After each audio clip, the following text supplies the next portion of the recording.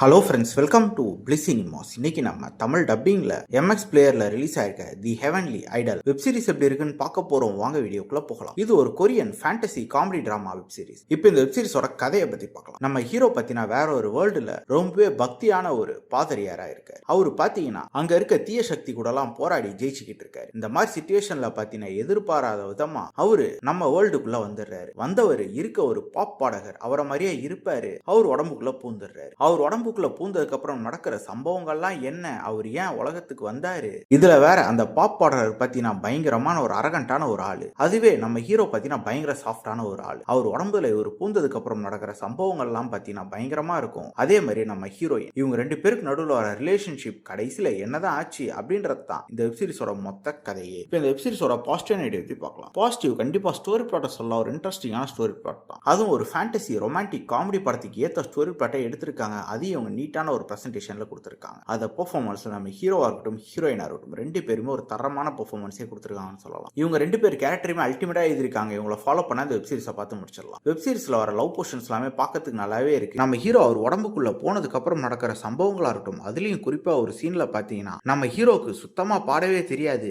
ஆனா அந்த ஆள் பாத்தீங்கன்னா ஒரு பாப் பாடகர். அந்த ஒரு ஸ்டேஜ்ல லைவா அவர் பண்ற பெர்ஃபார்மன்ஸ் எல்லாம் பாத்தீங்கன்னா அவர் கொடுக்குற ரியாக்ஷன்ஸ்லாம் அல்டிமேட்டா இருந்ததுன்னு சொல்லலாம். காமெடி போர்ஷன்ஸ்லாம் அங்கங்க தெரிக்க விட்டுருக்காங்க. டெக்னிக்கலி வெப் சீரிஸ் சவுண்டாவே இருக்கு. சினிமோட்டோகிராஃபி, சவுண்ட் எஃபெக்ட்ஸ், பிஜிஎம் எல்லாமே நல்லாவே பண்ணி கொடுத்துருக்காங்க. ஸ்கிரீன் பிளேஸ் பார்த்தீங்கன்னா ஒரு இன்ட்ரெஸ்டிங்கான ஸ்கிரீன் பிளே தான் எழுதி எடுத்திருக்காங்க.